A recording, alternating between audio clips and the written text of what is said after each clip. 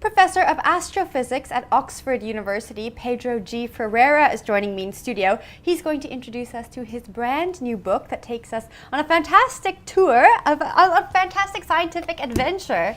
It's quite a read. Now, I'm not a scientist, so yes. First off, why don't you start off by telling me, is this book written for scientists? No, this book is written for everybody. It's very much, it has no math. It has, I've tried to limit the amount of physics that I bombard the reader with. It's very much about the theory and the history of the theory and the social history of general relativity. Well, now before we get into the book, I want to congratulate you on being shortlisted for the 2014 Royal Society Winton Prize. Thank you very much. That's amazing. Now, when you were sat down to write this book, what was your motivation behind it? I'm a physicist. I'm an astrophysicist. I'm a physicist. I taught myself this theory, as many of us do in the field, when I was about 19, 20.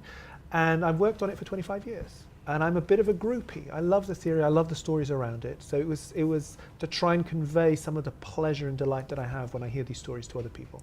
Now, when you sat down to write it, how did you make sure there wasn't going to be too much technical information in there?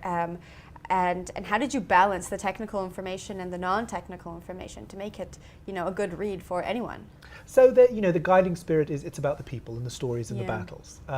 And you write a first draft and it's twice as long, and then you start stripping out the technical stuff, and then you hand it over to your wonderful editor, Courtney Young in the US, and she went through it and she did some more. So it was a lot of iterations to get it down to this state. Yeah. Now the first two chapters concentrate on Einstein, and then we go on a journey through history. Why don't you take us on that journey? I want to stay away from those first two chapters. I think the reader, that's kind of important. Why don't you take us through the journey that we get from the rest of the book? Sure. So the starting point you want me to start from is Einstein has come up with his general theory of relativity, this theory of space-time, that space and time bend and fold and do all these amazing things. And people start working on it. It's not his theory anymore. It's people's theories. And for the next 20 years, people try and work on it, figure out things, discover that the universe is expanding, that there are black holes. And then the world, kind of comes in. So Hitler's rise in Germany destroys Jewish physics. Einstein is held up as the bête noire of physics in Germany. Stalinism and Stalinist philosophy in the Soviet Union go against it. In the US, people look at this theory and think it's esoteric, and so it dies for about 30 years. And then in 1960 it takes off again. And that was one of my questions. Why did we really not hear much about it until after the 50s? Because it took off, exactly. And again, it's bizarre things. Some charismatic individual starts thinking about it. The industry thinks maybe there's something there, maybe we can make some money. They start pumping money into it. And so then for 15 years, black holes become a reality. People see the very early universe. Names that some of you may have heard of, Stephen Hawking, Martin Rees, Roger Penrose, come into play. They're young boys who figure this stuff out. And it takes off again. It's known as the golden age of general relativity, and so it reestablishes itself. When I set out to write this book, I called it Something is Going to Happen, because I think we're entering a new golden age. There are all these amazing things happening now, and I think there are going to be more discoveries that we should look forward to.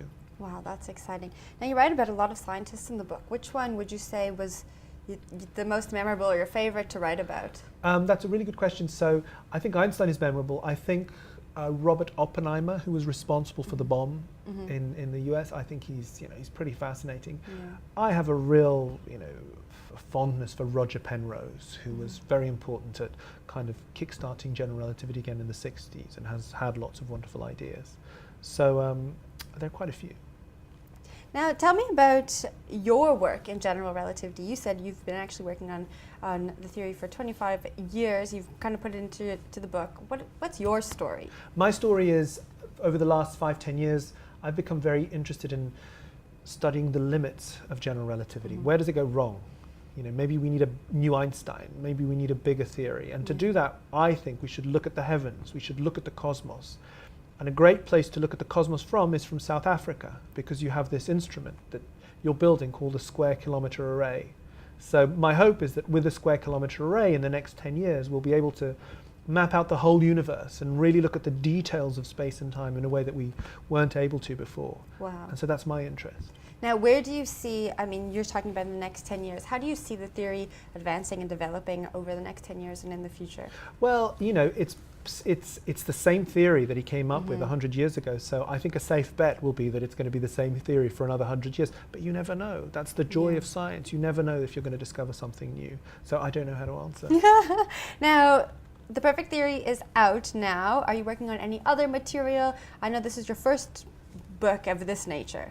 I wrote a book in 2004 which was about cosmology, which was also for a popular science audience, but you're right in that this is the first one where I really get into the guts of history and people.